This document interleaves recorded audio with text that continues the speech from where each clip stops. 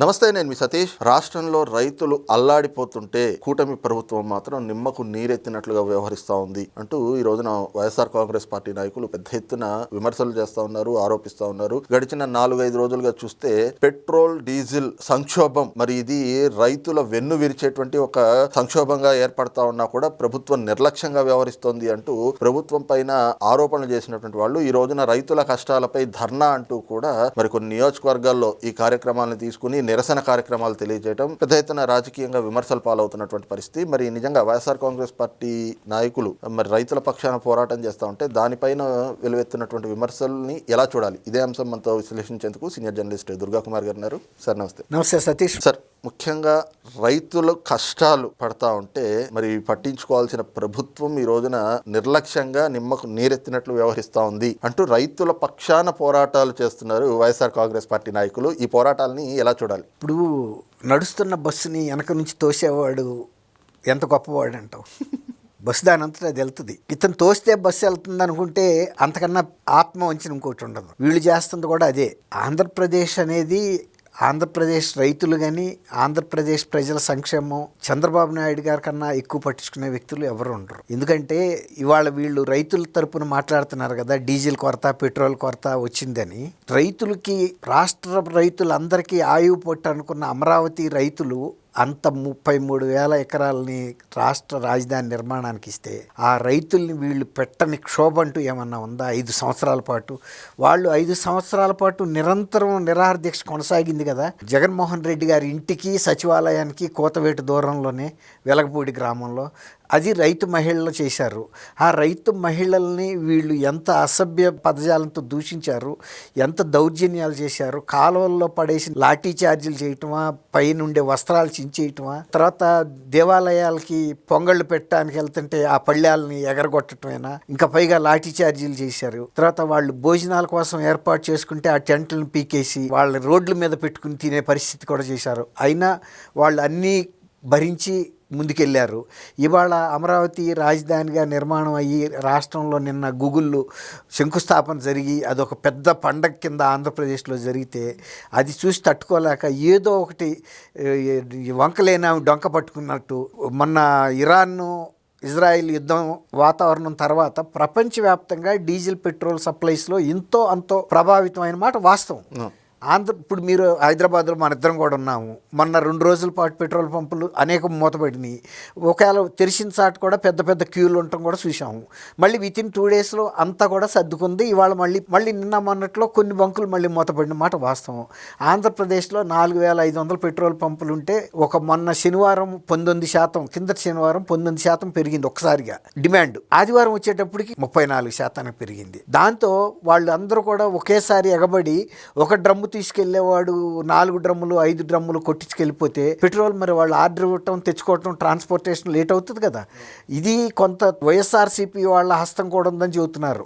వాళ్ళు కొంతమందిని ప్రోత్సహించి కొంతమంది బల్క్ యూజర్స్ని ఎట్టాగూ మీరు డీజిల్ కొనాలి, ఆ కొనేదేదో రేపు ఎల్లుండి కొనేది కూడా ఇప్పుడే కొనేసేసేయండి, ఇలా బంకుల్లో పెట్రోల్ అయిపోయిందని కనుక మాకు కారణం కనపడితే ఇది మేము ఒక ఉద్యమంగా చేస్తామని ఉషశ్రీ చరణ్ అని పెనుకొండలో ఎమ్మెల్యే ఒక ఆమె కూడా ఇదే కార్యక్రమం పట్టుకుంది, మాజీ మంత్రి కూడా. అట్లాగే వీళ్ళు ఏంటంటే ఒక 400 పెట్రోల్ పంపుల్లో జరిగిన మాట వాస్తవమే. వెంటనే అప్పుడు ఆయన బాంబేలో ఉన్నాడు సీఎం గారు, ఏదో స్టేట్ గవర్నమెంట్కి అవార్డు వస్తే తీసుకోవడానికి ముఖ్యమంత్రి వెళ్ళాలి కదా. వెళ్ళి ఎప్పుడైతే ఇట్లాంటి పరిస్థితి అక్కడ వచ్చిందనగానే ఆయన వెంటనే అక్కడి నుంచి సిఎస్తోనూ, తర్వాత రెవెన్యూ సెక్రటరీతోనూ, సివిల్ సప్లైస్, పోలీసు అందరినీ కోఆర్డినేట్ చేసి తర్వాత పెట్రోలియం కంపెనీల అధినేతలు అంటే పెద్ద అధికారులతో కూడా మాట్లాడి ఎందుకు సరఫరాలో ఇదేంటంటే అక్కడ ఒక చిన్న మతలబు ఏముందంటే, ఇదివరకు గతంలో పెట్రోల్ పంపుల వాళ్ళు కనుక ఆన్లైన్ బుక్ చేస్తే కూడా డ్రాఫ్ట్ అందినా అందకపోయినా లేకపోతే ఆన్లైన్ ట్రాన్స్ఫర్ అవ్వకపోయినా ముందు పెట్రోల్ ట్యాంకర్లు బయలుదేరాయి. అట్లా కాకుండా మొత్తం మీరు ఫుల్ పేమెంట్ ఇస్తే తప్ప ట్యాంకర్లు వదలం అనేటప్పుడు కూడా కొన్ని పంకులాళ్ళు మొత్తం అమౌంట్ని సమకూర్చుకోవటంలో జాప్యం జరిగింది. అందుకని కూడా అడిగాడు, ఎందుకు ఇట్లాంటి క్లిష్ట టైంలో మీరు ఇట్లాంటి పాలసీ మార్పులు చేశారు, ఇప్పుడు అటువంటి నిబంధన పెట్టొద్దు, గతంలో ఎలాగైతే లిబరల్గా ముందు పంపారో ఇస్తారు క్రెడిట్ ఇచ్చేవాళ్ళు, ఇప్పుడు లేదు.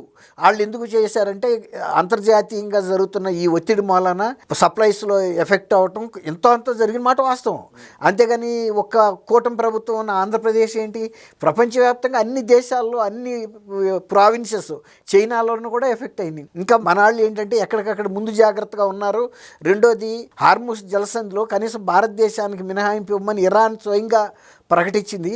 అయినా కూడా మొన్న ఈ మధ్య కొన్ని మన ట్యాంకర్స్ వస్తున్నప్పుడు షిప్స్ వాటి మీద బాంబింగులు జరుగుతుంటే మన వార్ షిప్స్ రక్షణగా ఉండి వాటిని వెనక్కి తీసుకెళ్ళిపోయినాయి. కనీసం మనకు అంత మినహాయింపు ఉండబట్టి కానీ కొన్ని దేశాలు ఇంకా సఫర్ అవుతున్నాయి. కాబట్టి కేంద్రంకి మంచి ఇది ఉంది. నిన్న తోషితో తోడుకు వాళ్ళ పుట్టింటికి వెళ్ళినట్టు ఈయన అవినాష్ రెడ్డి వెళ్ళి కేంద్ర మంత్రులు కలిసి పెట్రోలియం దీని మీద ఫిర్యాదు చేస్తున్నాడు. వాళ్ళు చెప్పారు, ఏం ఆంధ్రప్రదేశ్లోకి మేమేం ప్రత్యేకమైన నిబంధనలు ఏం పెట్టలేదు, ఆంక్షలేమీను అన్ని రాష్ట్రాలకు వెళ్ళినట్టే వెళ్తుంది.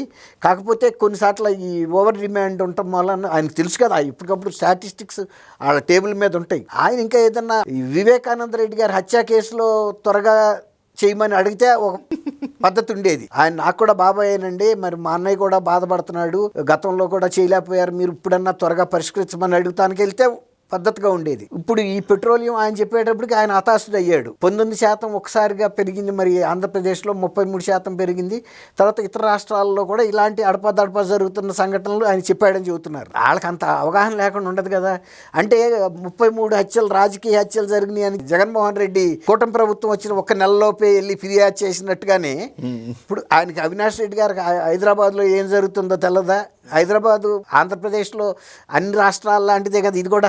గతంలో 2 రాష్ట్రాలకి రాజధానిగా ఉన్న ప్రాంతంలోనే కటకట వచ్చింది. అది కారణాలు ఏమైనా కానీ వెంటనే ప్రభుత్వాలు అటెండ్ అయినాయి, సరి చేసినాయి. ఎప్పుడైనా ఒక యంత్రం అన్నప్పుడు ఎలా ట్రబుల్ వస్తుందో, సమ్రు ఈ ఆయిల్ అనేది మన పూర్తిగా మన దేశంలో తయారవుతున్నాయి కాదయి, అవి మనం విదేశాల నుంచి దిగుమతి చేసుకుంటున్నాం. మన బడ్జెట్లో అధిక భాగం కూడా విదేశీ కరెన్సీ తరలిపోయే కారణం కూడా ఇదే ఆయిల్. కాబట్టి ఏదో కూస్తే ఏదైనా సందు దొరికితే మాకు ఏదైనా అవకాశం వస్తే ఉద్యమం చేయాలనుకుంటే ఎవడేం చేస్తాడు? ఇప్పుడు అన్నీ మళ్ళీ సద్దు మణిగినాయి. నిన్న మొన్న హైదరాబాద్లో బంకులు మూతపడలేదా? ఇవాళ కూడా కొన్ని మూసిలేవా ఉన్నాయి. తర్వాత ఇవాళ అన్ని పెట్రోల్ పంపుల మందు క్యూలు అయితే ఉన్నాయి కదా, రేపటికి సర్దుకోవచ్చు మళ్ళీ. అట్లా మధ్య మధ్యలో ఒక రోజు వస్తున్నాయి ఎక్కడైనా. కాబట్టి ప్రపంచంలో జరిగే ప్రతిదీ కూటమి ప్రభుత్వమే శాసించజాలదు. ఇప్పుడు ఇరాన్ ఇజ్రాయెల్ యుద్ధాన్ని కూటమి ప్రభుత్వం సృష్టించిందా? అదే కూటమి ప్రభుత్వం ఆపగలుగుతుందా? ట్రంప్ ఆపగలుగుతున్నాడా? ఇంకా లేకపోతే పుతిన్ ఆపగలుగుతున్నాడా? ఎవరు ప్రయత్నాలు వాళ్ళు చేస్తున్నారు. అక్కడ ఉండే రాజకీయ ప్రయోజనాలు ఏళ్లాగా పొందటానికి ట్రంప్ ఒక పక్కన ప్రయత్నం చేస్తున్నాడు. కాబట్టి ఇది కరెక్ట్ కాదు. వాళ్ళు చేయలేని డెవలప్మెంట్ ఇవాళ కూటమి ప్రభుత్వంలో జరుగుతుంది. సజ్జల రామకృష్ణారెడ్డి అంటాడు డీజిల్ తేలేని ప్రభుత్వం గూగుల్ తెస్తా అంటాడు. ఏమన్నా దానికి దీనికి పోలిక ఉందండి? ఇప్పుడు యుద్ధం వలన డీజిల్కి ట్రబుల్, కానీ అంతకుముందు నువ్వెందుకు తేలేకపోయావు? గూగుల్ 5 ఏళ్ళు నువ్వు ఉన్నావు కదా. డీజిల్ అప్పుడు యుద్ధం లేదు వచ్చింది, ఇప్పుడు మొన్నటి రాక కూడా యుద్ధం లేనన్నాళ్ళు ప్రపంచవ్యాప్తంగా కూడా వచ్చింది. ఇలాంటి తోసిన మాటలు లేకపోతే అర్థం లేని మాటలు మాట్లాడితే ప్రయోజనం ఉండదు. సతీష్ గారు, thank you thank you Satish. మన వీక్షకులు please subscribe to Leo News for more videos.